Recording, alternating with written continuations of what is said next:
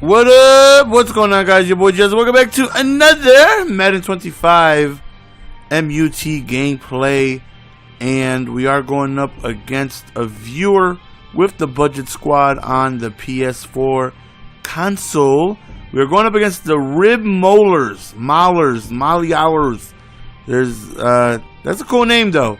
It's definitely a cool name. So hopefully we can just, go on ahead and implement a nice little game plan. You guys probably hear me doing the Birdman hand rub. You know what I'm saying?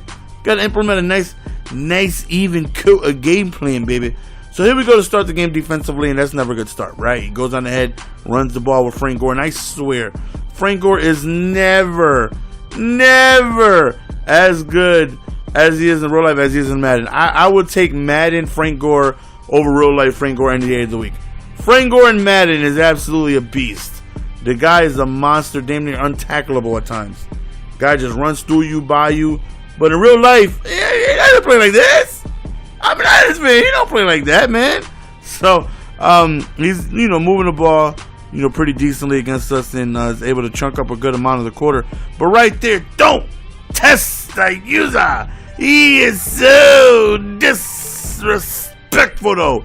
Huge interception right over the middle of the field. So here we go on offense, and hopefully we can go in there and take advantage of that turnover and be able to score some points. And we hit him with the skinny. Beautiful route right over there over the middle. Gotta love the skinny. And right now I'm just trying to get a feel for his defense and what type of coverages he likes to call. Maybe a little bit of man, a little bit of zone, maybe a little bit of both, maybe a little bit of hybrid. But I noticed he mainly stayed in 2-man under, and as you guys know, there's definitely a good amount of hot routes, in routes that's going to be able to beat man-to-man, and that's definitely one of them.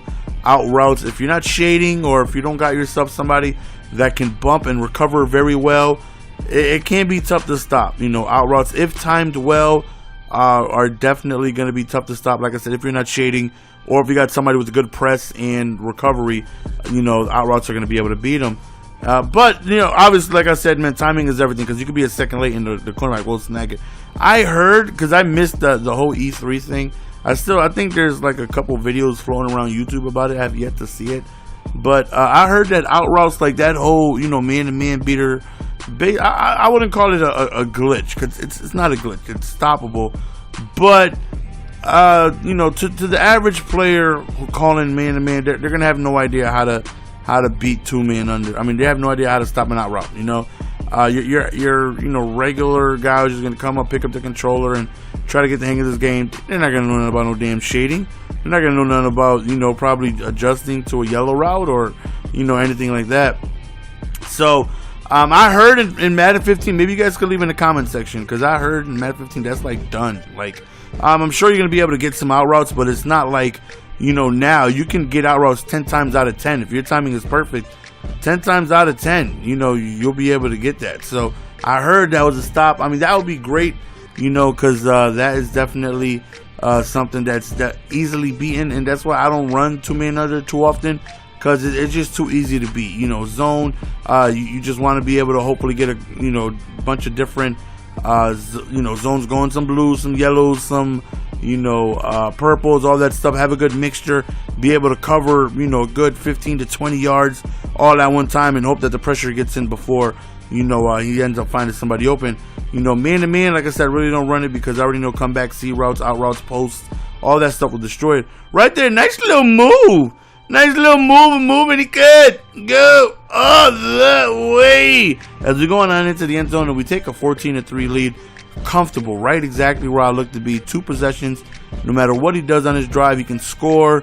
I still get the ball back with the lead, and as always, man, I'm always confident in my offense. No matter what Madden has been, I've always been pretty successful on offense, and I've never been decent at defense. It's incredible. It's absolutely incredible. Like, the only one I'll never forget, the only Madden where I had good defense, and I tell this story, listen, I'm gonna take this story with me to the grave, because GS actually had his zone defense, not his zone, his own defense back in Madden, I want to say 08. Was that when Vince Young was on the cover and Jetpacking was there, and they had the little icons on the player, the little shoe with wings means you were fast, and all that stuff, and they had like the smart linebackers and corners. If you repetitively called the same play, they would see your play art. That Madden. And nickel strong under 7 slice was the first blitz I've ever found by myself. The only blitz I've ever found by myself. And that was the first time I actually got in the top 100. And that I would literally run that play alone, and people would have trouble moving the ball. And it's never made another Madden since then. Under 7 slice, and it's never found its way back. Oh, I look. As soon as I get a Madden, I look to see if my baby's in there. That under 7 slice. I try to see if my baby's in there, but it never made a return, man. And it sucks. But anyways, man, we're up 21-3 right here. You know, being able to move the ball, you know, pretty well. Like I said, for the most part, it's just a constant man-to-man by him. And like I said, if you don't know the proper adjustments to try and stop those out routes and, you know, whatnot, I would definitely, you know, do that all day, every day. I've had people beat me running nothing but screens, and is it their fault? No. If I can't stop it, keep doing it. You know, it's my job to make the adjustments to stop it. You know, I use this analogy all the time. If Bill Belichick could run an HB draw, that's it, just an HB draw all game, or just a bubble screen, you know, in the slot all game, and get 13 yards every time he calls it, he's not going to call nothing else. Why? Go back to the draw. Go back to the bubble. If they can't stop it, why should we?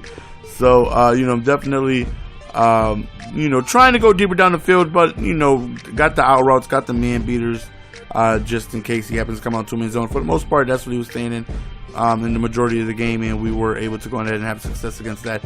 As you guys saw, we scored a touchdown. We are up 28-10 with little over a minute remaining. So, as long as we don't give up anything huge, like a huge touchdown, we should be okay.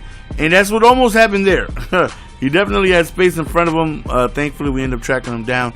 And like I said, as long as he doesn't score like immediately, we should be okay. And that's definitely the case. We come away with this victory. And we were able to, you know, do pretty well on both sides of the ball, you know, and definitely got to appreciate when I'm able to, you know, give my offense multiple stops. So that's the end of the game, man. Hope you guys enjoyed. Hopefully you guys had yourselves a beautiful weekend, man.